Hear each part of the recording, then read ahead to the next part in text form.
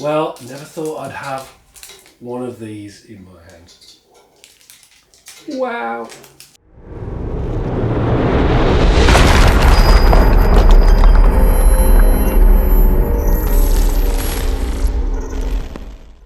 Hi everyone, and welcome to Still Only 35 Cents, your regular dose of vintage comics and collectibles. For this one, I'm sharing a story I've been waiting to tell for a while now.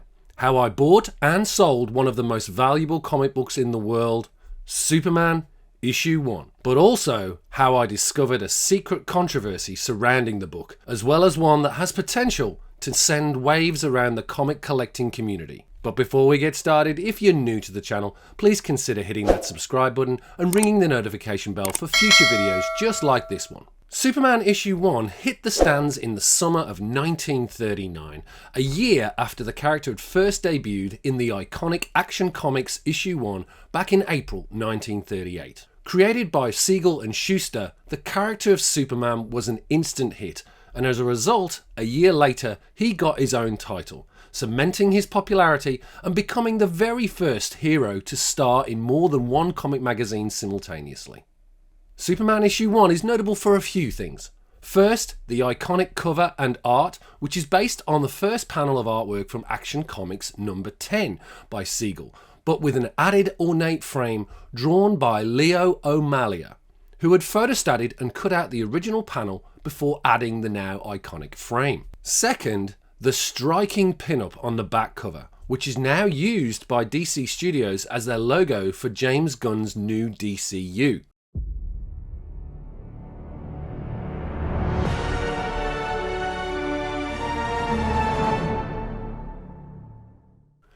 And finally, the book's contents, which feature the origin of Superman and introduces us to the first time to Ma, Mary, and Pa, John Kent.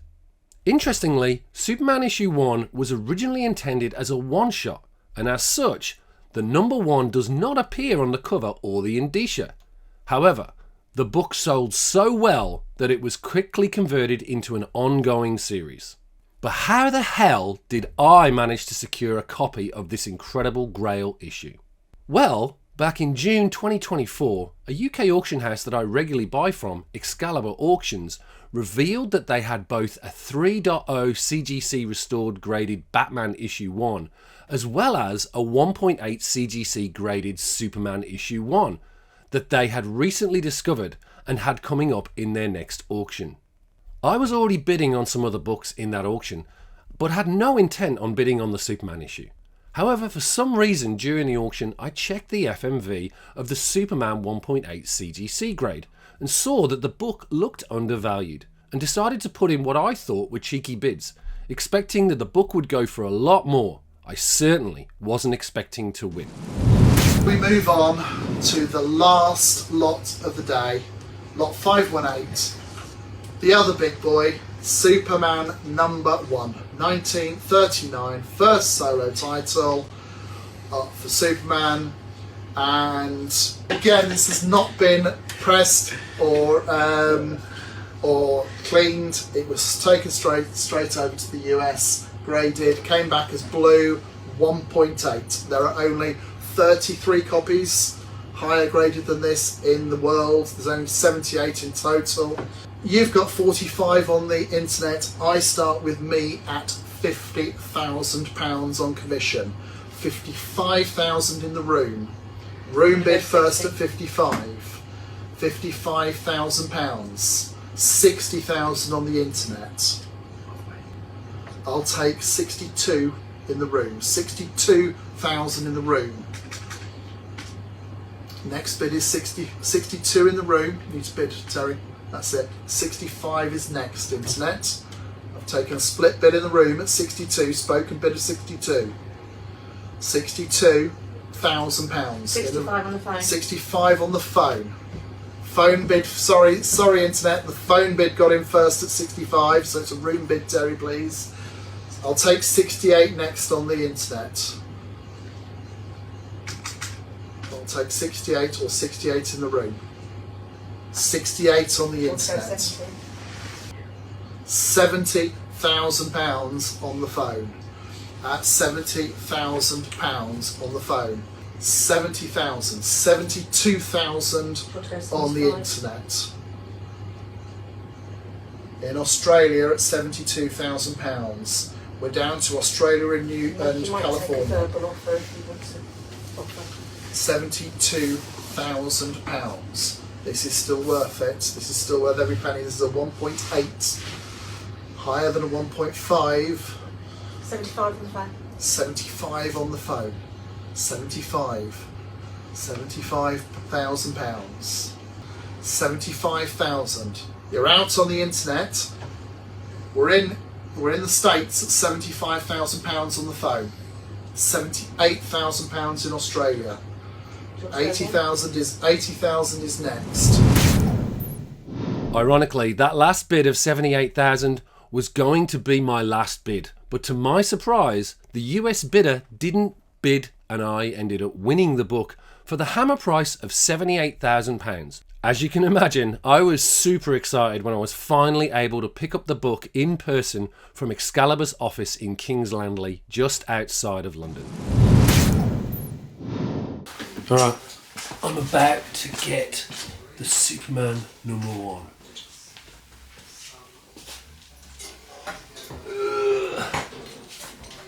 Oh, there's only one thing inside.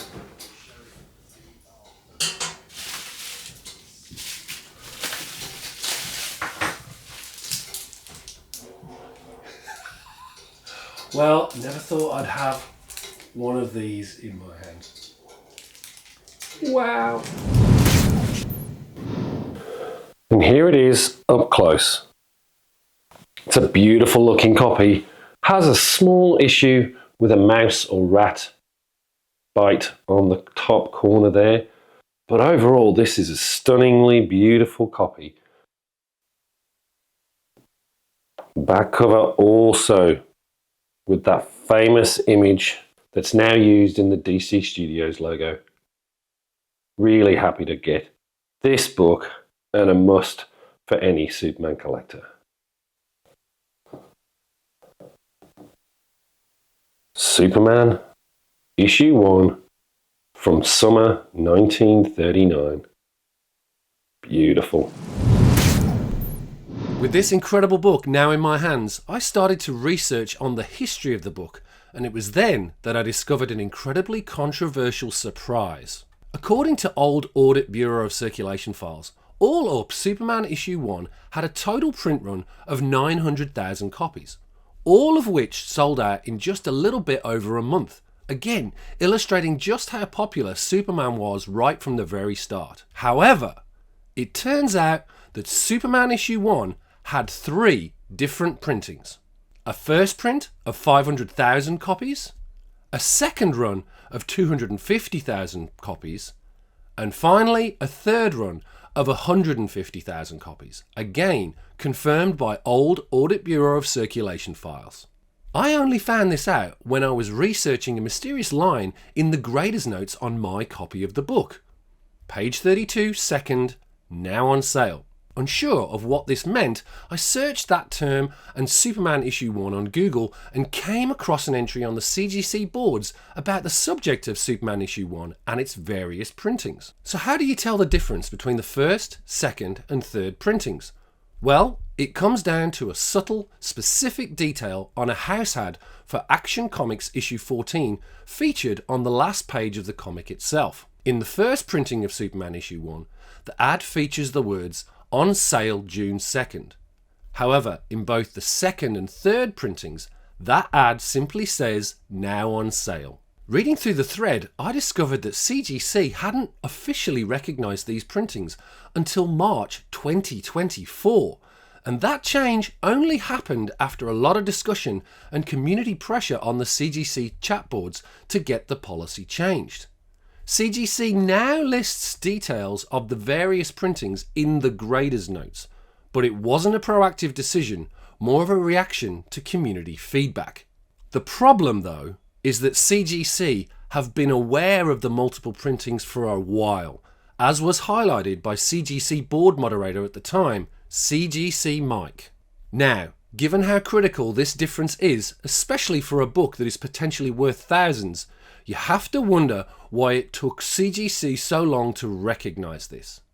It's especially troubling when you consider that some of the highest graded copies out there, held by really influential collectors, may not be the first printings, and raises serious questions about CGC's grading and labelling policy. My view, as someone who has now owned this book, is that although CGC has recently started putting those notes in the grader's notes, they should be calling out the specific printing on the main label front and centre to avoid any confusion. This book is expensive, and these tiny details could mean potentially hundreds of thousands of dollars, especially as CGC were aware of these printings for a while now.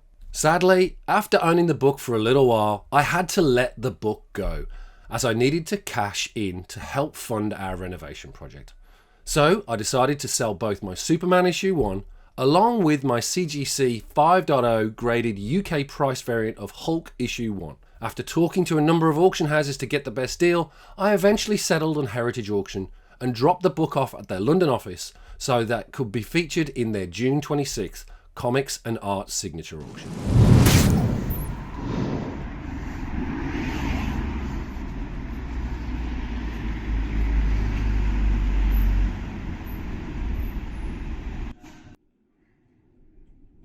Is the Superman a UK or? No. You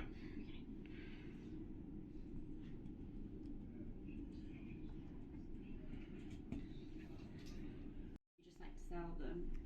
I am a collector, yes.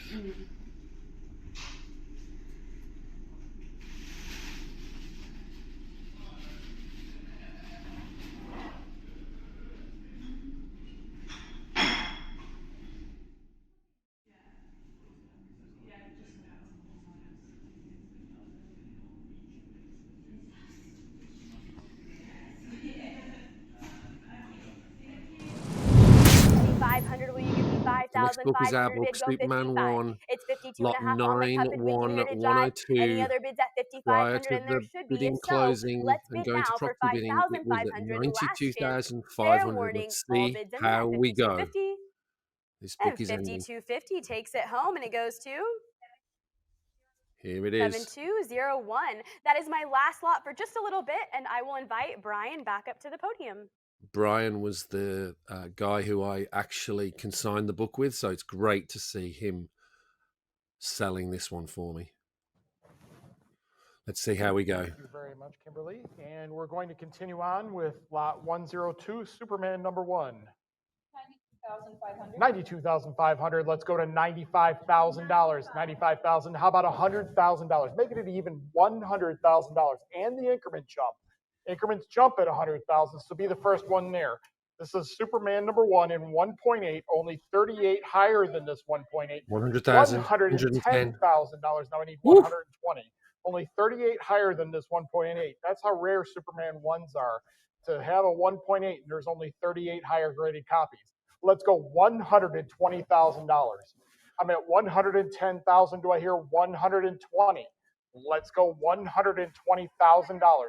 $120,000, $130,000. Now I need 140. I'm at $130,000. Do I hear 140? Jump it at $140,000. I'm at 130. Do I hear 140? Keep going at 140, or give me a cut of 135. I have $130,000. Do I hear 140? Come on back in at $140,000. I'm at 130. Do I hear 140? Don't stop now. Keep this going at 140,000. What say you, Heritage Live? Do I have an advance to 140? I will say fair warning at 130. $130,000. Ooh. Well, at least I make my money Lot back. 103. So that's it. I really hope you enjoyed my Superman adventure. It was a pure joy to own this iconic comic, even for a little while, and that I was able to shine a light on the history as well as the little known fact about the multiple printings. I'd love to hear your thoughts on that and CGC's position on how they notate multiple printings on this incredible Grail book.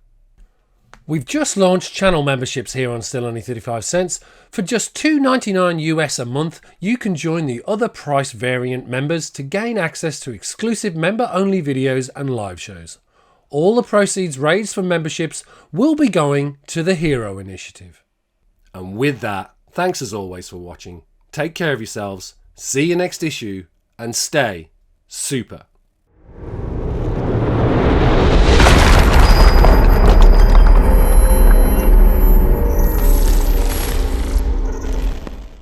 Don't forget to check out other great videos, as well as follow us on Instagram, Facebook, and X. We also host a weekly live stream, the Merry Monday Mailcall Show, every Monday morning at 7:30 AM Australian Eastern Time. Nuff said.